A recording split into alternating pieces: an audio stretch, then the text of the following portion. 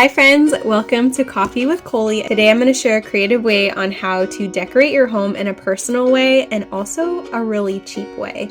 So one reason why I love to just paint with my kids and let them paint is because it creates artwork for our home that is personal and it's a decoration piece and it's also fun. I've taken my kids' artwork and I've placed it in almost all the rooms in our home. We have a gallery wall in our hall that has all their artwork in it. Put it in our bathroom. I put it in each of their rooms. And I think this just gives you not only a really cheap way to decorate your home with art, but it also gives a really personal and meaningful piece that you can hang on your walls.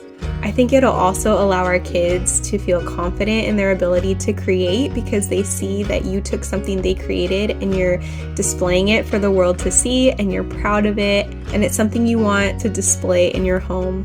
I hope this is helpful. If it was, I would love for you to join my email community where I share more tips and tricks right inside your inbox.